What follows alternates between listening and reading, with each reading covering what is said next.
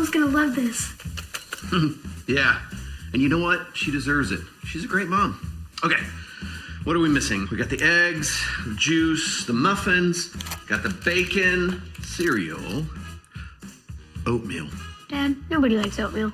Hey, I know we got chocolates for your mom, but there was something else that she wanted for Mother's Day. What was it? Was it a new Bible? Look how worn out that thing is. Dad, gotta start watching out for these things. I bet it was a spa day. Bet it was a new car. Definitely not a new car. She's basically my personal Uber driver. We could both use the upgrade. No. Was it those fuzzy socks? Dad, you get that for her every holiday. She has like 1,000 of them. Is it one of those candles that she puts in our bedroom? Hold on. Why does she only put that on my side? What was it she wanted for Mother's Day? Oh. Dad, remember what Mom wants for Mother's Day? What's up, buddy? The sled bin! Happy Mother's Day. Mother's Day.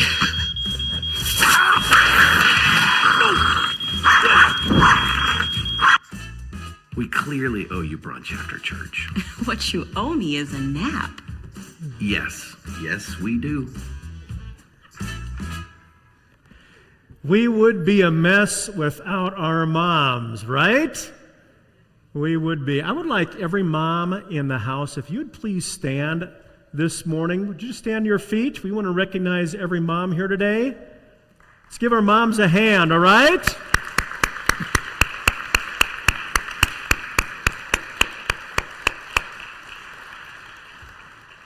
Moms, we want to thank you for being our biggest fan, for being the cook, the Uber driver, our prayer warrior, our teacher, our homework helper, and so many other things that the list could go on and on and on. And we appreciate you here at Radius. And right after service, we've got the table. And there is a gift not only for moms, but for every lady, all right? So if you are a lady here by biological birth, go ahead and pick up one of those gifts. We just want to bless you and say thank you for your investment. We love you so much, and we appreciate you. In August of 2021, in the city of Calabasas, California, there was a mom who heard her 5-year-old son screaming out in horror and pain from the front yard, and she runs out, and she sees a 65-pound mountain lion dragging her son across the yard. And she immediately, without any thought, I've got a little bit of a ring up here. If we could turn down my mic, that'd be great. She immediately, without thought, she runs and she starts punching and hitting, fighting this mountain lion. And eventually the mountain lion gave up, ran away. And the Game and Fish Parks Department, Captain Patrick Foy, he said, this mom is an absolute hero who saved her son's life. There's no question about it. She ran outside and immediately started striking and punching at the lion and managed to fend him off of her son. This mom's courage, determination, and willingness to even sacrifice her own life saved her son's life. This morning, we're going to look at another mom whose courage, determination, and willingness to sacrifice actually ended up in taking her son's life. And this morning, we're going to look at John chapter 2. You can turn there if you want. You can take out your notes this morning. And as you're doing that, I want to welcome everyone in the house online, in the house and online. Thank you for being with us. And those moms who are watching online, hope you're having a great day and that you are blessed and encouraged by this message that we're calling A Miracle Mom. A Miracle Mom. In your notes, if you take a look at your notes, the miracle of the water turning to wine, and that's what the story of John chapter 2 is that we're going to be looking at in a little bit of detail today. It happened solely because of a mother's heart. This miracle kicked off Jesus' ministry. From that point on, things were never the same again. And Mary displayed 5 qualities that led to this miracle. And if we possess these same qualities, not just moms, but all women and men of all ages, then we can ignite a move of God in our community. A move of God where the Lord does miraculous things in people's lives and they are never the same again. And so that's what we're going to look at today is these 5 qualities that God is looking for in a people, because I believe God wants to move in every city, every community in the world. How many believe that? God has a powerful work that he wants to do. He wants people to know him. But for God to operate in a powerful way, in a great move of God, he has to entrust it to people who can carry it. People of godly character. And I believe that these 5 traits are the things that God is looking for in people, in a church. And he says, can I pour out my spirit? Can I give a spiritual awakening to a community? Can I bring life and the supernatural and transform people's lives? But it takes people who are willing to submit themselves to what God wants to do. And really it takes these 5 qualities to produce that type of a move of God. So if you're taking notes this morning, number 1 is a hard-working, servant-hearted person. That's the first quality that we need, to be hard-working, servant-hearted. And let's pick it up in John chapter 2, verse 1. It says, on the 3rd day there was a wedding in Cana of Galilee, and the mother of Jesus was there. Now, Cana was 60 miles north of Jerusalem. It's a smaller town, kind of out in the boondocks, out in the middle of nowhere.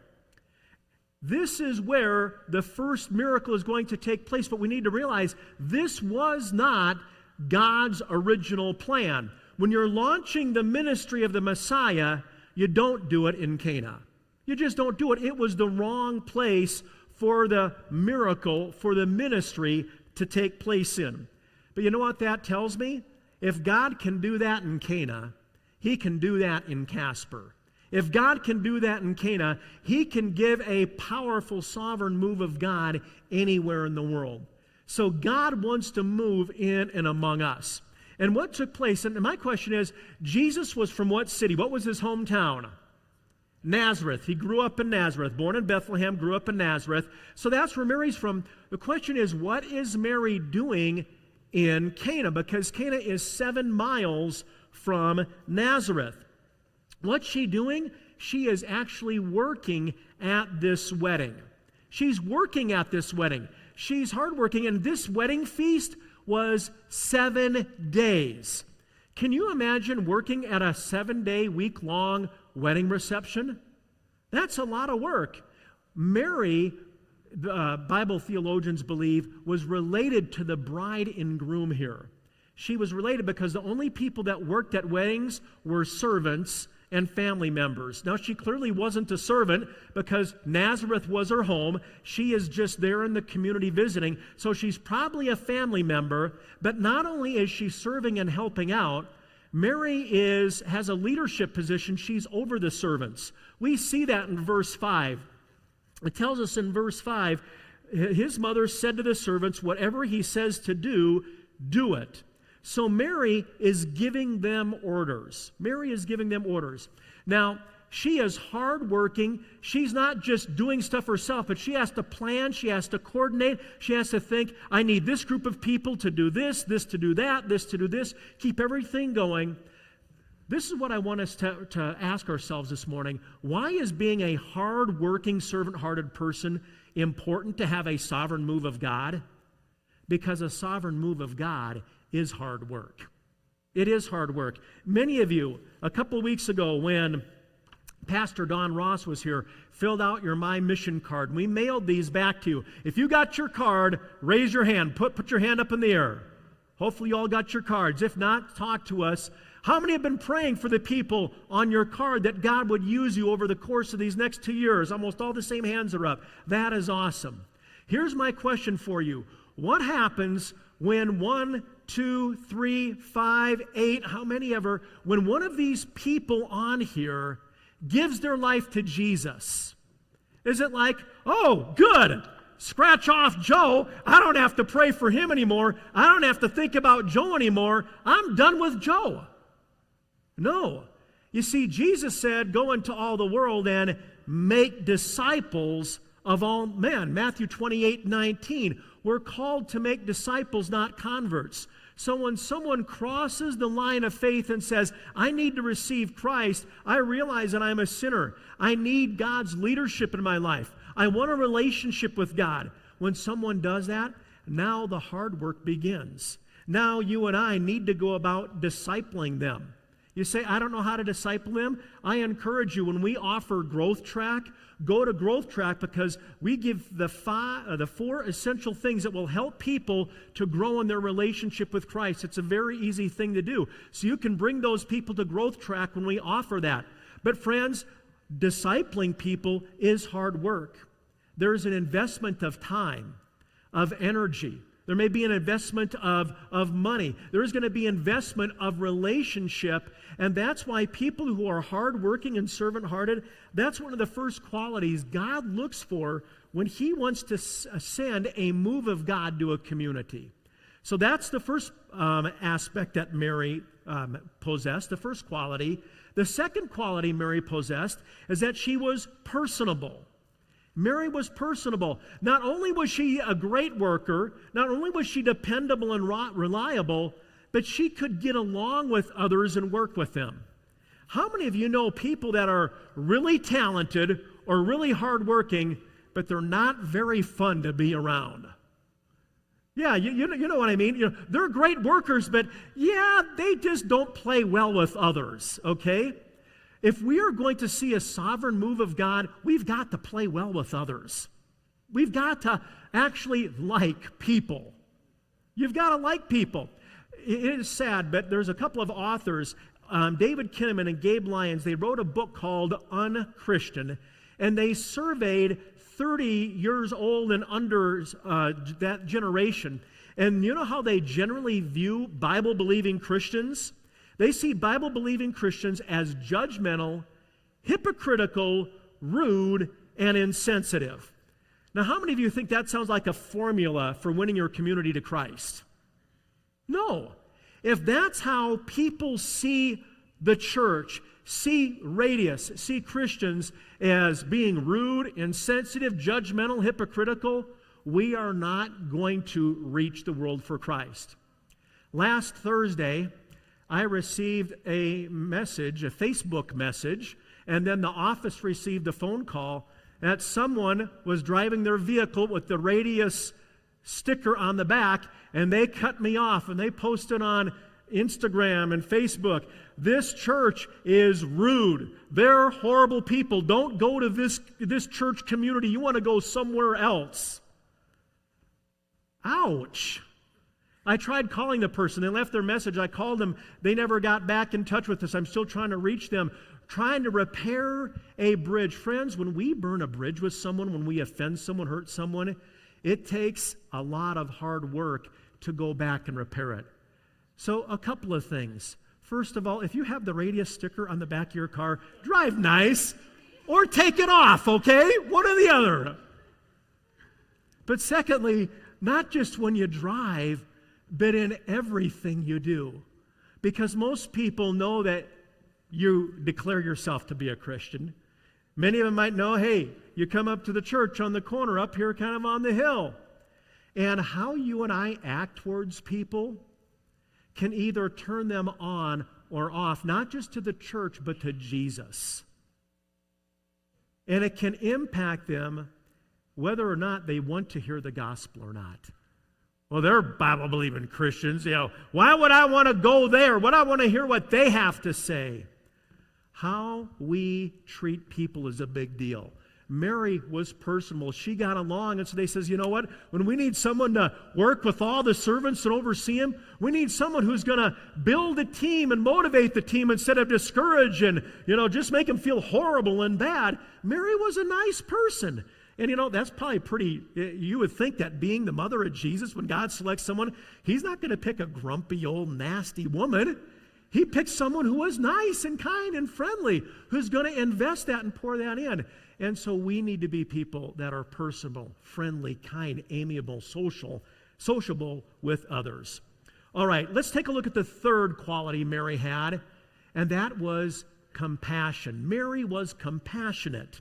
John chapter 2, verse 3, when they ran out of wine, the mother of Jesus said to him, "They have no wine."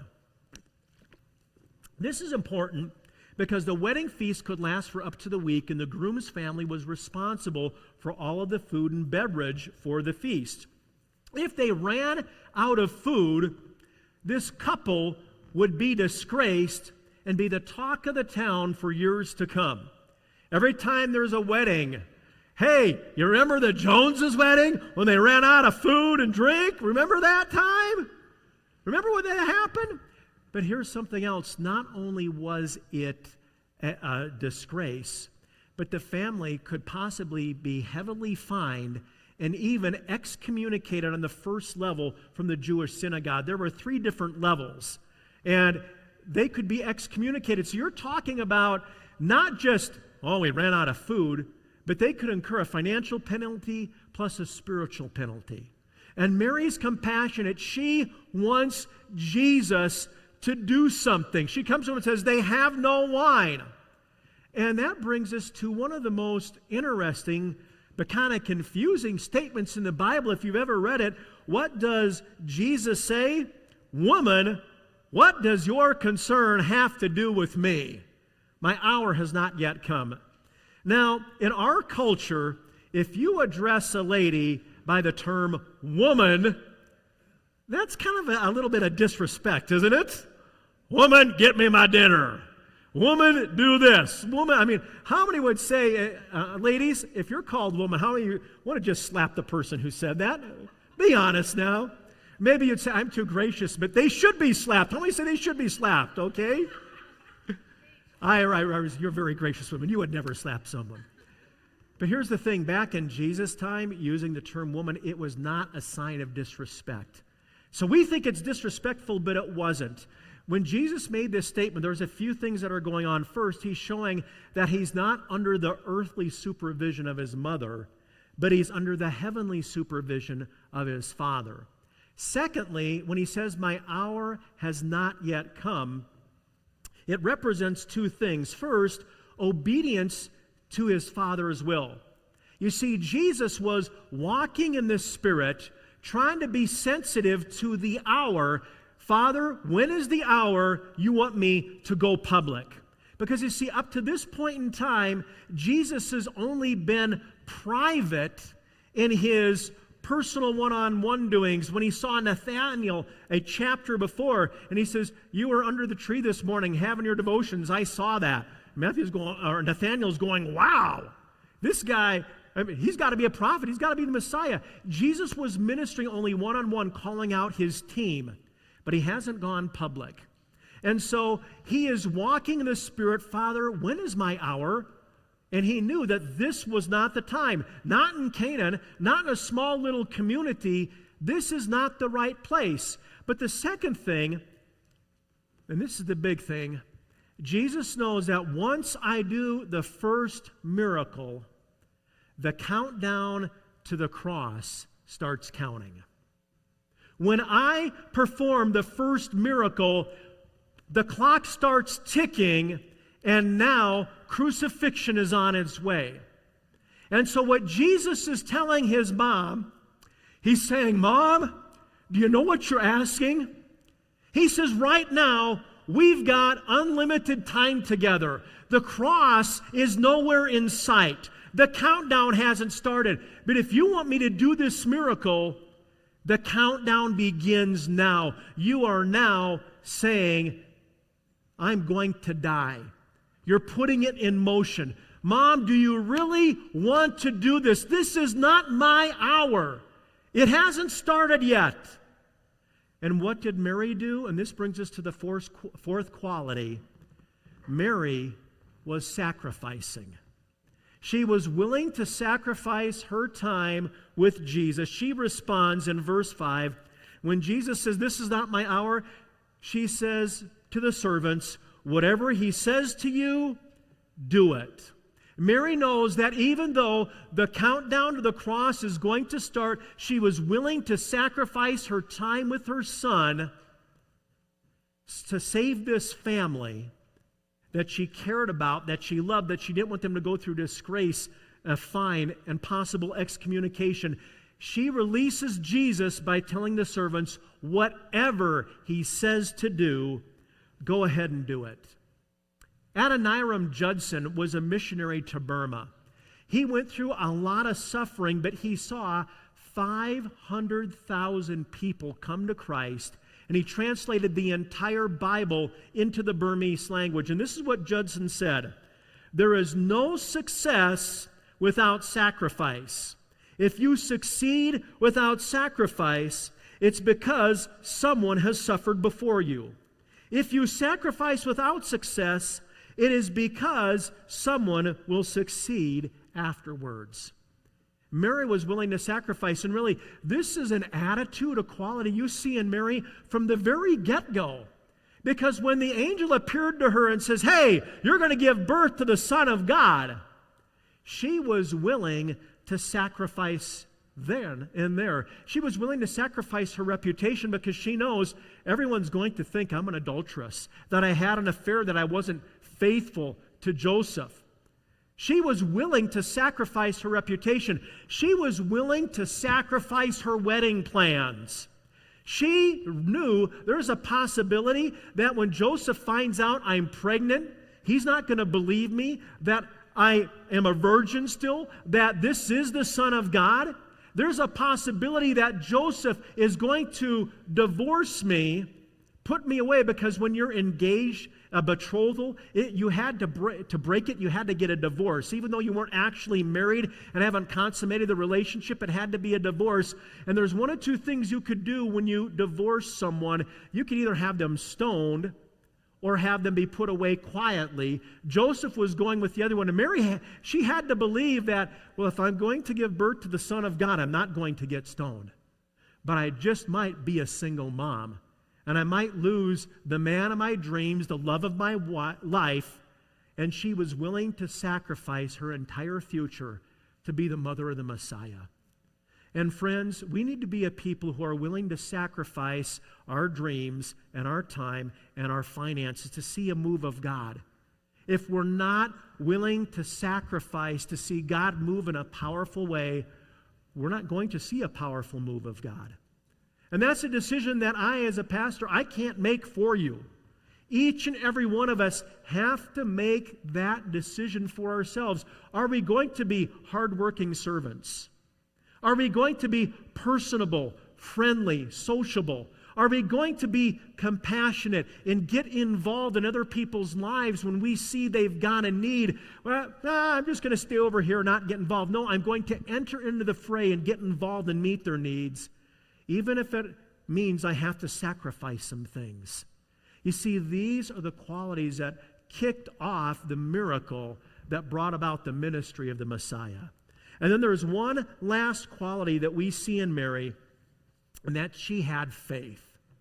Mary had faith. In verse 5, she said, whatever he tells you to do, servants, do it.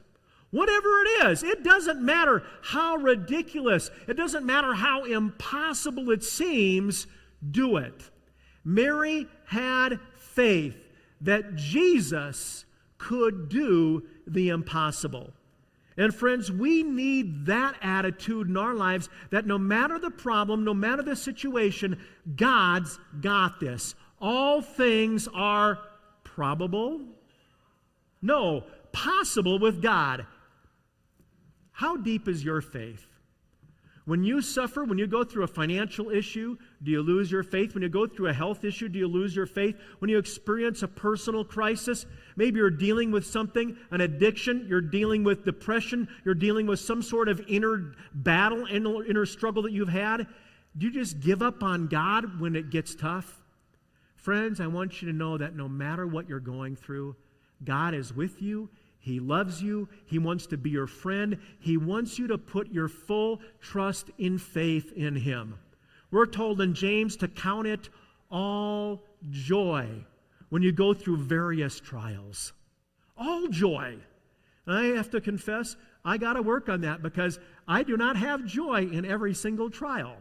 When that Radius driver cuts me off, I don't know, they haven't done that. But when other drivers cut me off, I don't always have joy. I'm not always personable. And you see, God wants our character to be people that can bring about and sustain a powerful move of God in a community. We've got to be people of faith. If we've got faith in our life, then the joy of the Lord is our strength, and it carries us through anything. We're trusting and believing in God in every situation.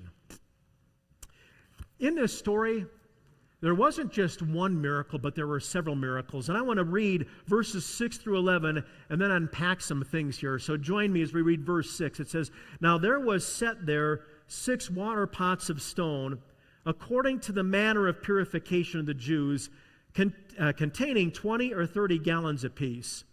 Jesus said to them, 'Fill the water pots with water,' and they filled them up to the brim. And he said to them, 'Draw some out now and take it to the master of the feast.' And they took it.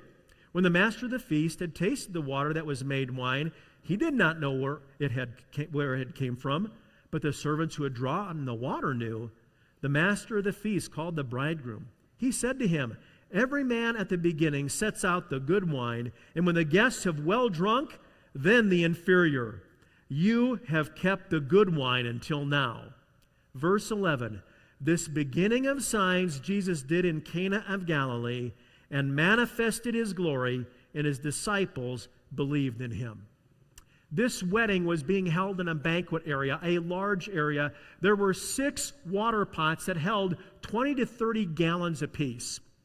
And what took place is these water pots were for public drinking consumption. They didn't have drinking fountains back then. So when you wanted a drink, you would go, you'd ladle some out, you'd get a drink. That was the drinking water. But the thing is, this water, it was kept in stone pots. And we'll see why that's significant in just a moment. It's kept in stone pots because as they're placed around the city, no matter how hot it is, it would keep the water cool. Now, there was no water purification plants back in those days. So water had to go through a purification process. They would put the water in the pots. They would fill them on Friday. Saturday, the Sabbath, they would leave them alone. They would not touch them. But then starting on Sunday, for the next few days, all the way till the next Sabbath, they would skim off the impurities. Some impurities, the heavy ones, would settle down to the bottom of the pot, and then others would float to the top. Twice a day, they would skim off the impurities. And on Saturday, the second Sabbath, the next one, they would let the pot sit again. And then on Sunday, they would skim off the impurities one more time. Only then, after this process, only then was the water considered pure and good to drink. So that's the process that these water pots had to go through. So what took place? I want you to see the 5 miracles. We have them listed there in your notes. The first one is that Jesus places a protective film between the water and the stone jar. Because you see, the stone jar would turn the wine, when it became wine, it would turn it acidic. It would contaminate it and ruin it. So Jesus puts this protective film so when it does become wine, that it doesn't become contaminated. Next, Jesus turns the dirty water into clean water. And then Jesus turns the clean water to wine. Now, something you need to realize here. Some people have looked at this verse and say, hey, Jesus turned the water to wine. He must approve of drinking of alcohol. Well, we can't say that definitively here because in the Greek language, the word for grape juice, like what you get the Welch's at the store, and the word for wine, it's the same Greek word oinos. And so it just depends on the context if it's referring to unfermented grape juice or fermented grape juice, which is wine.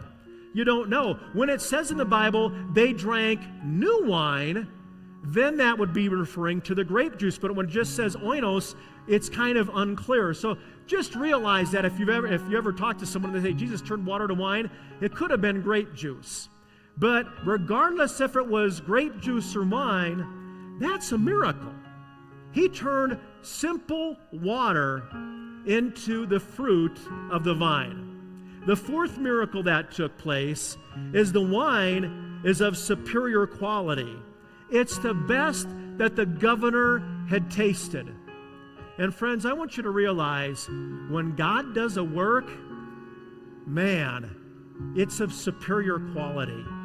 When God works in your life and my life, and here's the thing, there are times when God's worked in my life and I look at it and I say, wait a second, God, that's not the way it was supposed to be. How many have ever questioned God and what He's doing, His activity in your life? How many have ever done that before? Many of you have. I want you to realize that even if it doesn't seem like God was doing what is best, His work is always superior quality. In fact, a lot of times, His work has the long game in view. We go for the short game, the immediate, the quick success. God's looking for the ultimate good, and many times that takes a while for you and I to realize. And that's why we need to be people of faith. We've got to trust Him that He's working all things together for good. And then the last miracle is that the wine runs for the rest of the week. And friends, what I want us to realize with this is that God always gives enough. God always gives enough. It may not appear like enough, but look what He did with 5 loaves and 2 fish. He fed thousands. He took 6 water pots with dirty, impure water, and it was enough. God is always enough if you put your faith in Him. You know, those servants, I wonder what they're thinking, because here's the thing. They could have been executed for giving the governor this nasty water. They knew where this water had come from. They knew this water shouldn't be tampered with for a week. They knew it's nasty. But yet, his mama said, whatever he says to do, we gotta do. So they dip it in. They take it to the governor. He says, man, this is the best. Wow. Are you and I willing to be made looking like a fool or even sacrifice our life for God? Is that the kind of faith you and I have? Because you see, when we're people who are hardworking servants, we're personable, we're compassionate, that we are, help me out here, sacrificing, and finally, full of faith. You know what can happen?